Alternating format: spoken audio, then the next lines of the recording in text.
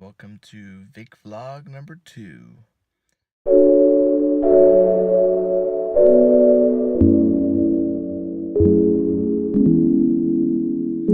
I'm going to go ahead and show you kind of around my car and what I've done to it, what came with it, and stuff like that. So should be a pretty good deal. So let's get to it.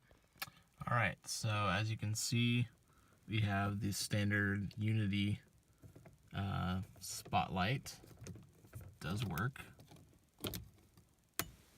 It's pretty bright.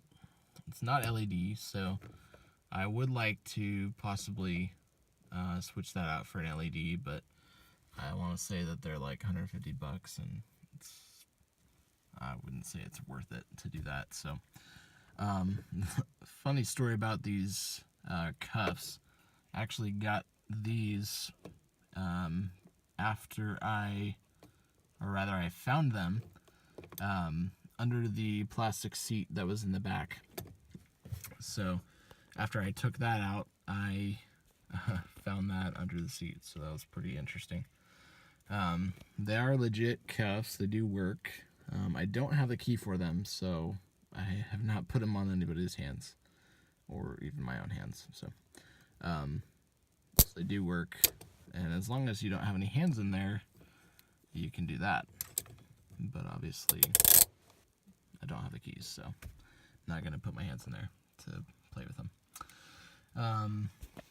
This is my trusty little faux pro, as I like to call it. I use that for my vicvlog, and just until probably about 2 weeks ago, I actually had it mounted on this guy right here, facing forwards, so that I could just take dash cam video.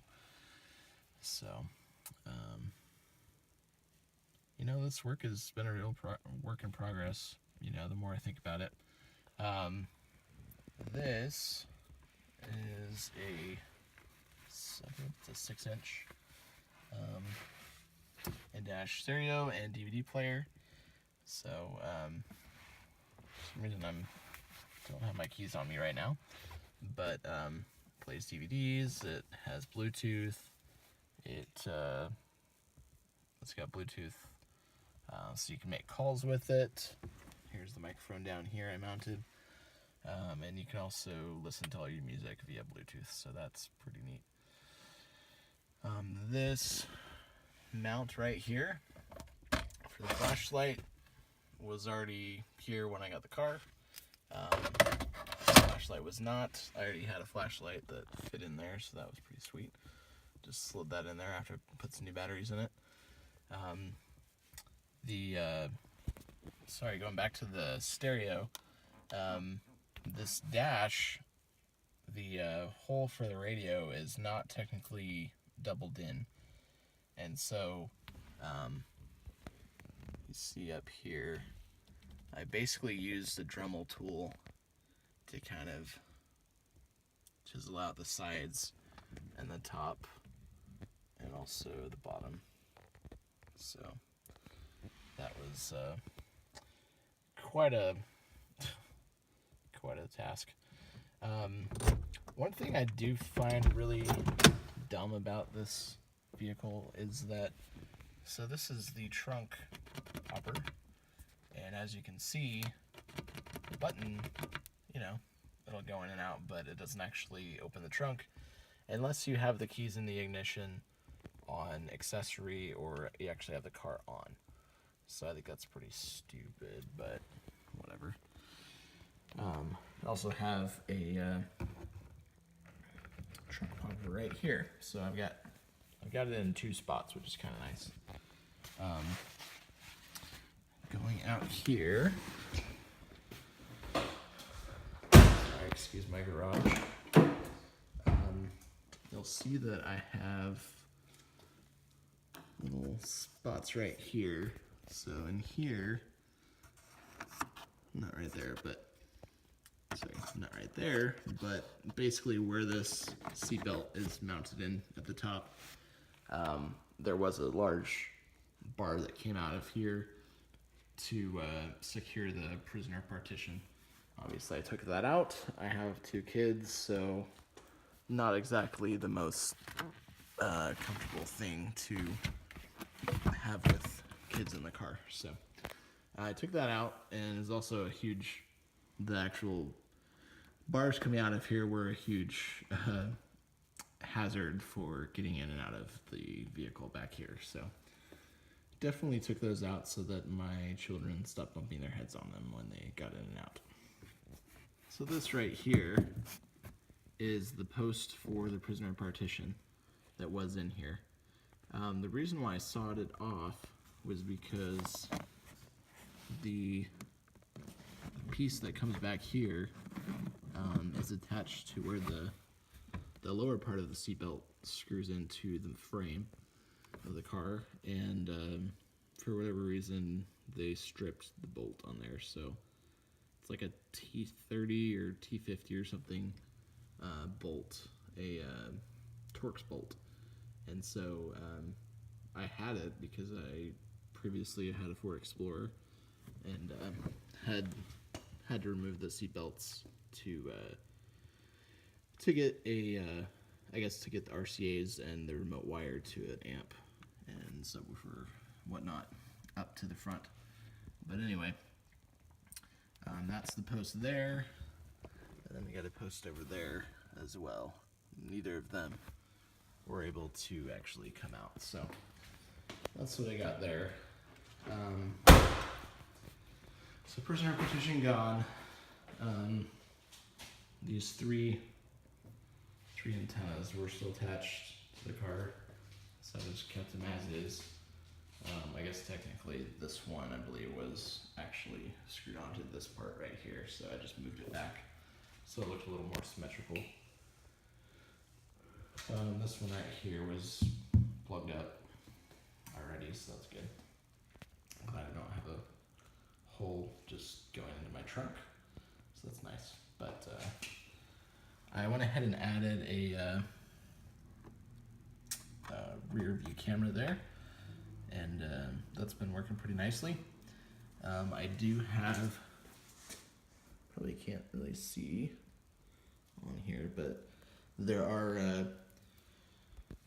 tail light and marker light, and the front marker light mounted strobe lights still installed. Well, if I had my keys, I could pop the trunk for you. I will have to get those later, but yeah, I've got those, and there's actually quite a few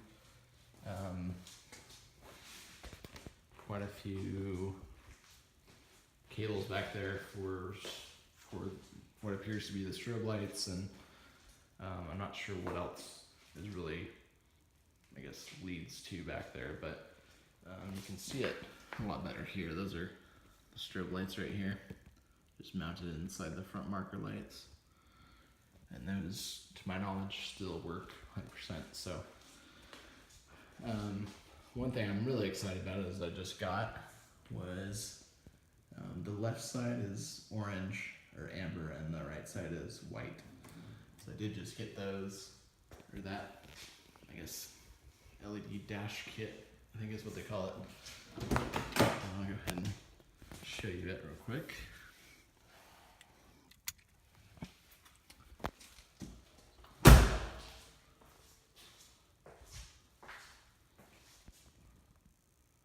Doesn't necessarily look the best on camera, but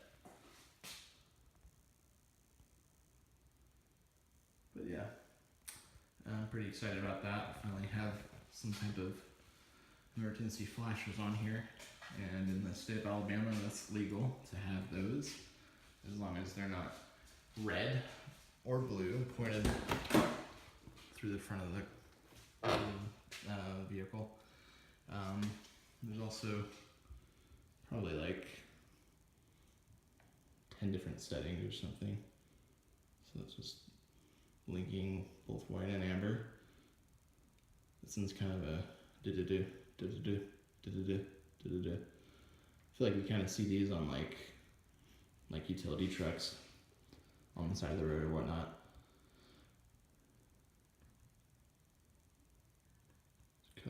ones here.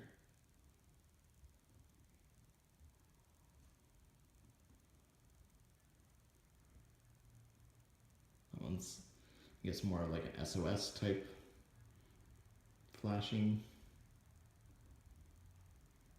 This one's kind of cool. I like this one. So one light stays on, and then the other one flashes. I can do it with the white, or the amber stays on, the white flashes. So those are pretty cool. Anyway, the camera is probably not picking it up very well on here, but there are quite a few different modes on there that look pretty sweet. So I'm gonna go ahead and turn that off.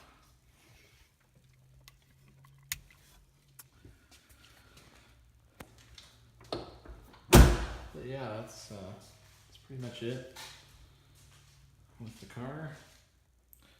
Well, let me go ahead and show you what's in the trunk. And this may not work very well, we'll have to see.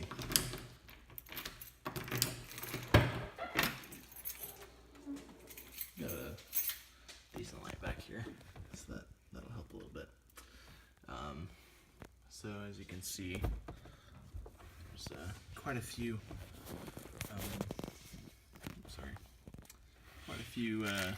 cables still back here. Most of them actually have some labels on them, so looks like this one was strobe right grill. There's right front strobe.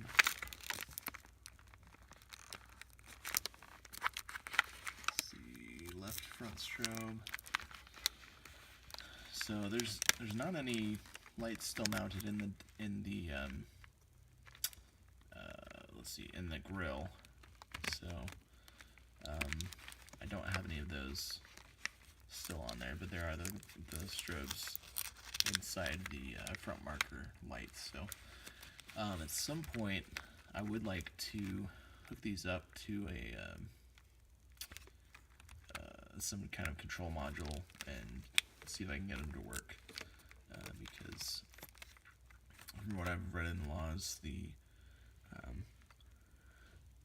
strobes are not illegal to have. So basically I just have them if I'm pulled off on the highway or whatnot, and shouldn't have any problems with it. So obviously I'm not going around trying to impersonate an officer. I'm not going to be pulling anybody over, but it's just for added visibility if I'm pulled off on the side of the road, so I don't get hit from crazy drivers.